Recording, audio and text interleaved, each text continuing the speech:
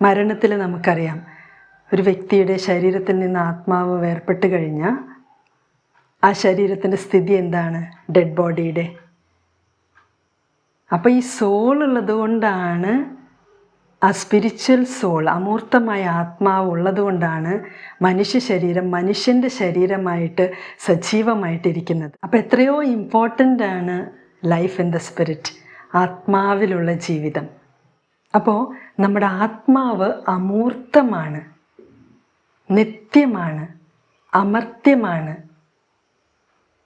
ഇറ്റേണലാണ്, സ്പിരിച്വലാണ്, റാഷണലാണ്.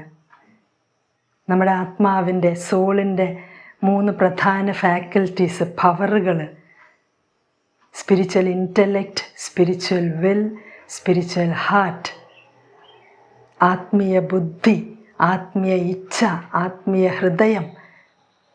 അപ്പോൾ life in the spirit, ആത്മാവിലുള്ള ജീവിതം വളരെ വളരെ ഇമ്പോർട്ടൻ്റ് ആണ്. ജഡത്തിൻ്റെ വ്യാപാരങ്ങളെ അല്ല, ആത്മാവിൻ്റെ ഫലങ്ങളെയാണ് നമ്മൾ ആഗ്രഹിക്കേണ്ടതും നമ്മൾ ഫോക്കസ് കൊടുക്കേണ്ടതും. ജഡികമായിട്ട് നമ്മൾ ജീവിക്കരുത്. We should not live a carnal life. Our mind should not be carnal. Body should not be carnal. ജഡികമായിരിക്കരുത്. ജഡികതയോട് നമുക്കൊരു അറപ്പും വെറുപ്പും തോന്നണം. നമ്മൾ ആത്മീയമായി ജീവിക്കേണ്ടവരാണ്. We have a spiritual soul, അമൂർത്തമായ ആത്മാവ്. ആ ആത്മാവ് പരിപോഷിപ്പിക്കത്തക്ക വിധത്തിൽ എന്തെല്ലാം തീരുമാനങ്ങളും സ്റ്റെപ്പുകളാണ് നമ്മൾ എടുക്കുന്നത്. പെന്തക്കോസ്താ ദിനത്തിൽ പരിശുദ്ധ അമ്മ അവിടെ കൂടിയിരിക്കുന്നവരെ ആത്മാവിൽ ഒരുക്കുകയായിരുന്നു, പരിശുദ്ധാത്മാവിനെ, പരിശുദ്ധ റൂഹായെ സ്വീകരിക്കാനായിട്ട്. ഈശോയുടെ ഉത്ഥാനത്തിന് ശേഷം പരിശുദ്ധ അമ്മ അവരോട് കൂടെ ആയിരുന്നു കൊണ്ട് ആത്മാവിലുള്ള ജീവിതത്തിനായി അവരെ പ്രചോദിപ്പിക്കുകയും മോട്ടിവേറ്റ് ചെയ്യുകയും അവരുടെ കൂടെ ആയിരിക്കുകയും അവർക്ക് വേണ്ടി പ്രാർത്ഥിക്കുകയും അവർക്ക് ഗൈഡൻസ് കൊടുക്കുകയും ഒരു ആത്മീയ മാതാവിൻ്റെ ആത്മീയ വാത്സല്യത്തോടുകൂടെ അവരെ ടേക്ക് കെയർ ചെയ്യുകയും ചെയ്തുകൊണ്ടിരുന്നു.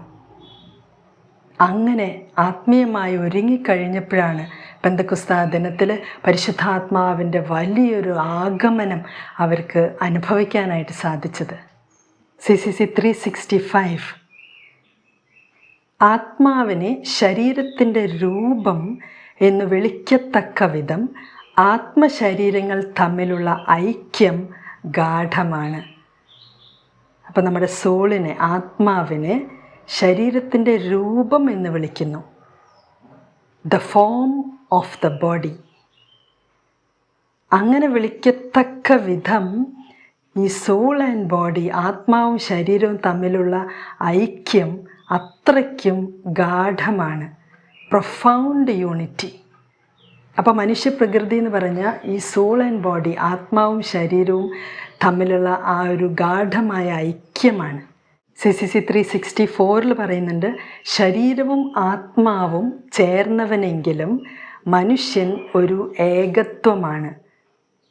ശരീരവും ആത്മാവുണ്ട്, പക്ഷേ ഒരു ഏകത്വമാണ്. ഒരൊറ്റ പ്രകൃതി, ഒരൊറ്റ നേച്ചർ, ഹ്യൂമൻ നേച്ചർ.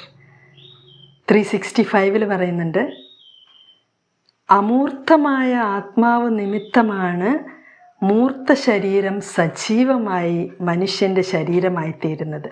നേരത്തെ കണ്ടു. അപ്പോൾ നമ്മുടെ ഈ സോള്, ആത്മാവുള്ളത് കൊണ്ടാണ് ശരീരമടക്കം സജീവമായിട്ടിരിക്കുന്നത്. അപ്പോൾ എന്തുമാത്രം ആത്മാവിൻ്റെ കാര്യങ്ങളിൽ നമ്മൾ വ്യാപരിക്കണം. ജഡികമായിട്ടുള്ള ജഡത്തിൻ്റെ കാര്യങ്ങൾ വിടണം. ഈ സോൾ ആൻഡ് ബോഡി, ആത്മാവും ശരീരവും തമ്മിൽ ഗാഢമായ ഐക്യത്തിലാണെങ്കിൽ, നന്നായി പ്രാർത്ഥിക്കുന്ന മനുഷ്യനാണെങ്കിൽ അവൻ്റെ ശരീരം ഒരു ജഡമല്ല. മരിച്ചു കഴിഞ്ഞിട്ടല്ലേ നമ്മൾ ഡെഡ് ബോഡി അല്ലെങ്കിൽ മൃതശരീരം, ജഡം, ശവം എന്നൊക്കെ പറയുന്നത്, ആത്മാവില്ലാത്ത ശരീരത്തിന്. അപ്പോൾ ആത്മാവില്ലാത്ത പോലെ നമ്മൾ ജീവിക്കരുത്. പാപം ചെയ്യുമ്പോൾ അവിടെ ഒരു മരണം സംഭവിക്കുന്നുണ്ട്.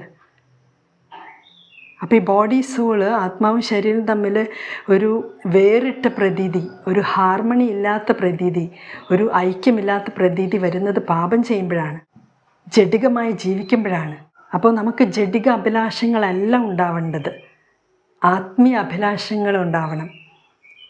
ജഡികമായിട്ടുള്ള കാര്യങ്ങളിലല്ല നമ്മൾ മനസ്സ് വയ്ക്കേണ്ടത്, ആത്മീയമായ കാര്യങ്ങളിൽ നമ്മൾ മനസ്സ് വയ്ക്കണം. റോമ 8-ാം അധ്യായത്തിൽ അത് വളരെ വ്യക്തമായിട്ട് പറയുന്നുണ്ട്.